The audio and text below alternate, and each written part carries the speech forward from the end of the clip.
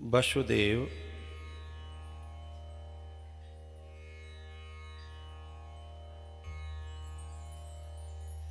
को जब आज्ञा मिली कि मुझे गोकुल पहुंचा दो, तो वसुदेव की कंडीशन बहुत खराब थी।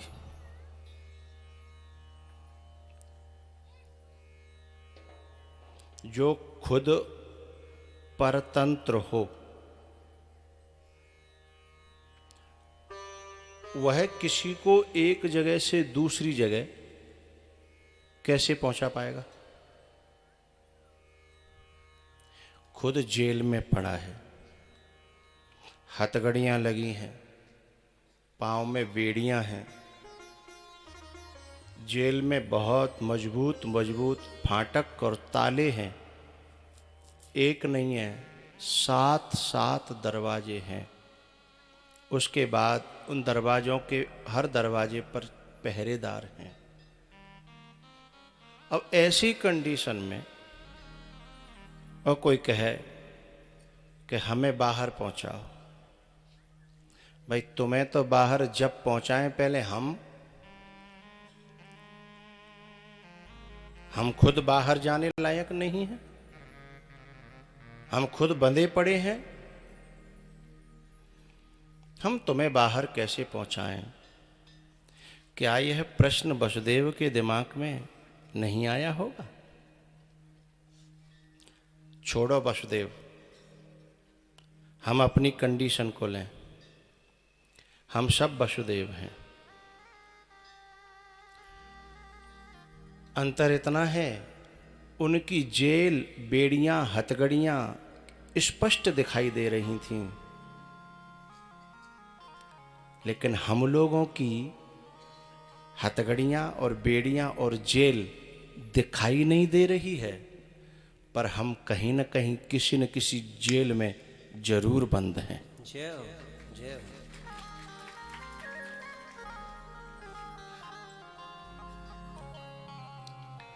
कभी कभी महसूस होता है, यार क्या जेल हमारी हो गई इस घर में। इनको तो बहुत ज्यादा महसूस होता है, इस मोहल्ला को। और कभी कभी इस मोहल्ला को भी होता है। महसूस भले ही ना हो, पर जेल है जरूर। और इनकी जेल तुमने कर रखी और तुम्हारी जेल कभी कभी ये कर देते हैं। और नजर कैद में रहते हैं एक दूसरे के दोनों, नजर कैद। यदि तुम आधा घंटा लेट हो, जैसे कोई व्यक्ति जेल से जाता है तो उसकी पूरी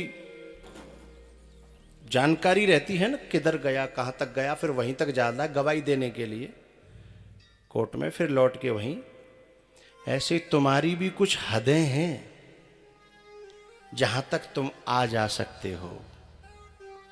उसके आगे कदम बढ़ाया तो जमानत भी जब्त हो जाएगी।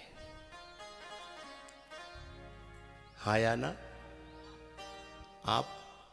हाँ। लेकिन जिसको ये बोध हो जाए कि मैं जेल में हूं, ये बंधन लगे दुनिया, तो समझना उसके मन में मुक्ति का विचार आया। और नहीं तो भूले पड़े। अब कोई मुक्त व्यक्ति आकर के, भगवान मुक्त हैं, वसुदेव बंधन में हैं। अच्छा, हम जैसे मैं आपसे कहूं कि आपको एक कथा करानी चाहिए, किसी से भी मैं एक व्यक्ति से कहूं तो तुरंत उसे अपनी परवशता का, मजबूरी का, अपनी उस जेल का एहसास होगा। अरे कहां महाराज, हम कहां करा सकते हैं, कहां इतना हमारा नसीब है, कहां इतनी क्षमता है। इसका मतलब हम एक परिधि में है, एक घेरे में है, उसके आगे हम सोच भी नहीं सकते।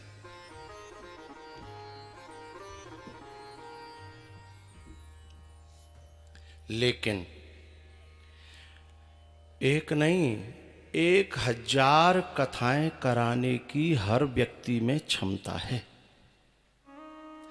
पर उस क्षमता का बोध नहीं है और उस क्षमता को डेवलप नहीं किया। हर व्यक्ति में वो क्षमताएं विद्यमान हैं, वो सारी संभावनाएं, अनंत संभावनाएं। प्रत्येक बीज में, बरगद के बीज में, प्रत्येक एक छोटे से बरगद के बीज में, बरगद का जो बीज होता है उसे हथेली पर रख लो तो ऐसे रगड़ोगे तो समझ में आएगा हाँ है। और थोड़ा सा भी सांस की भी हवा लग गई ना, उड़ जाएगा। बरगद का बीज, उस प्रत्येक बीज में अनंत वृक्षों के प्रकट करने की क्षमता है या नहीं? कितना छोटा बीज है जिसको देखने के लिए बहुत स्वस्थ आंखें चाहिए। यदि थोड़ी भी आंखों का नंबर बढ़ गया है तो वो बीज दिखाई, लेकिन उस एक बीज में कोई गिनती निश्चित नहीं कर सकता माई का लाल कि केवल इतने बरगद पैदा करेगा वो। क्योंकि जब एक पेड़ भया तो उसमें से विस्तार विस्तार विस्तार, ऐसे ही अपने अंदर छुपी हुई अनंत संभावनाओं को यदि किसी महापुरुष के सानिध्य में बैठकर हमने थोड़ा सा भी टच कर दिया, छू दिया, यदि उस बीज को थोड़ी सी भी नमी मिल गई, फिर भले ही पत्थरों की दीवार हो, उसमें भी वो खड़े होने की क्षमता रखता है। बरगद के पेड़ को कोई एक बहुत उसकी जरूरत नहीं है, और बरगद का पेड़ तो फिर भी जड़ है। अरे चेतन की औलादो, तुम तो ईश्वर के अंश हो, और जो संभावनाएं ईश्वर में हैं उससे 1 इंच भी कम संभावना एक एक व्यक्ति के अंदर खोजोगे तो कम नहीं मिलेगी। ईश्वर से ज्यादा तो नहीं कह सकता, लेकिन 1 इंच भी कम नहीं है। लेकिन कब तक कम नहीं है? भगवान श्री कृष्ण ने जब वसुदेव जी से कहा, ये जो बंधन है तुम्हारे, ये बंधन, ये हथकड़ी और ये कंस का भय, इन टुच्चे मुच्चे लोगों का भय केवल तुम्हारे अंदर तब तक है जब तक तुमने मुझे अपने सिर पे धारण नहीं किया। समझिए, सिर है विचारों का समूह। उन विचारों में, उस ध्यान में, उस चिंतन में जब तक ईश्वर नहीं बैठा तभी तक ये बंधन है। तुम यदि वसुदेव जी मुझे जैसे ही सिर पे धारण करोगे, अपने विचारों में धारण करोगे, अपने चिंतन में, अपने ध्यान में जैसे ही लाओगे, तो जैसे मैं मुक्त हूं, नित्य मुक्त हूं, ऐसे ही जो मेरे को अपने विचारों में धारण करेगा वह भी स्वयं नित्य मुक्त हो जाएगा, चाहे कितनी भी बेड़ियां लगी हों, कितनी भी हथकड़ियां हों।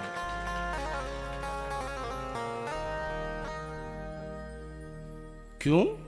सिद्धांत है, जानत तुम्हि तुम्हें हुए जाई, सोई जाने जेहि देहु जनाई। जानत तुम्हें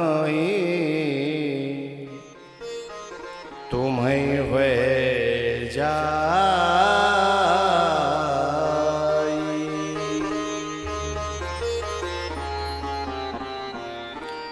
मुक्त को जानने के बाद जानने वाला व्यक्ति भी मुक्त हो जाता है।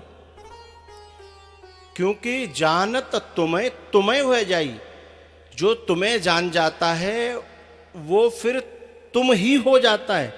ईश्वर में, ब्रह्म में और उस जीव में कोई भेद नहीं रहता।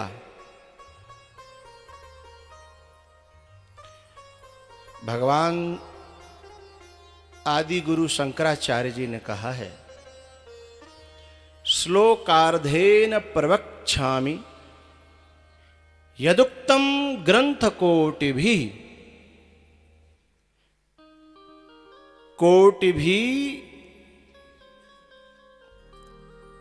करोड़ों ग्रंथों में जो कहा गया है,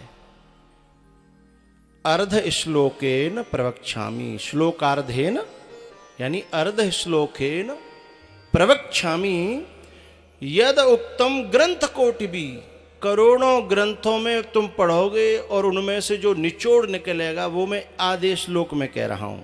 शंकराचार्य भगवान का वाक्य। क्या? ब्रह्म सत्यम जगन मिथ्या जीवो ब्रह्मैव नापरः। जो ब्रह्म है वह ही सत्य है और ब्रह्म कोई और नहीं है, तू ही ब्रह्म है। यानी प्रत्येक जीव यदि उपाधि से हटकर के अपने आप को जान ले तो वो ब्रह्म ही है, वो ईश्वर ही है। उसमें सो ते, रामायण, सो ते ताहि तो ही नहीं भेदा। उसमें और तेरे में कोई भेद नहीं है। लेकिन जब तक उसको सिर पे वसुदेव धारण नहीं कर रहे हैं, लेकिन तब तक वो अपने बंधनों से मुक्त होने वाले, क्योंकि उस समय तक वो अपने आप को जीव समझ रहे हैं, वसुदेव समझ रहे हैं, देवकी का पति, कंस का जीजा है, और फलाने का फलाना, फलाने का फलाना। जब तक इनमें, ये लौकिक धर्म है, और जब तक इन लौकिक धर्मों में जो व्यक्ति उलझा रहेगा वो मुक्ति के मार्ग पर एक कदम भी बढ़ा नहीं सकता। उस मार्ग पर बढ़ने के लिए सबसे पहले हमें उस मुक्त को अपने सिर पे धारण करना पड़ेगा। सिर पे धारण करने का मतलब बार बार मैं संकेत कर रहा हूं, उन्हें चिंतन में लाना, उन्हें विचारों में लाना, उन्हें ध्यान में लाना, उनके गुणों से अवगत होना और अपने आप में रियलाइज करना कि मैं वही हूं, मैं वही हूं। किसी महापुरुष के सानिध्य में जब अंतःकरण शुद्ध होगा सेवा के द्वारा, तद्विद्धि प्रणिपातेन परिप्रश्नेन सेवया उपदेक्षन्ति ते ज्ञानम ज्ञानिनस्तत्त्वदर्शिनः। तद्विद्धि प्रणिपातेनम, विद ज्ञाने धातु है, विद्धि माने उसे जानने के लिए। जब उसको जानना है ना, उसे समझना, उसे चिंतन में लाना है, तो पहले उसे चिंतन करने वाले महापुरुषों के शरण में जाकर के प्रणिपातेन से, तद्विद्धि प्रणिपातेन परिप्रश्नेन सेवया, सेवा से अंतःकरण शुद्ध होगा, श्रद्धा से हृदय शुद्ध होगा, और शुद्ध हृदय में महापुरुष की बात ज्यों के त्यों पूरा असर करेगी। वसुदेव जी ने कहा कि मैं आपको धारण कर लूंगा सिर पे, तो क्या ये दरवाजे खुल जाएंगे? बोले बिल्कुल खुल जाएंगे। क्या ये पहरेदार क्या मर जाएंगे? बोले मरेंगे तो नहीं, पर सो तो जाएंगे। कल बात हुई थी कि बेकार मर नहीं सकते, लेकिन हमारा रास्ता क्लियर हो जाए, मरे चाहे जिए, हमारा रास्ता क्लियर हो जाए।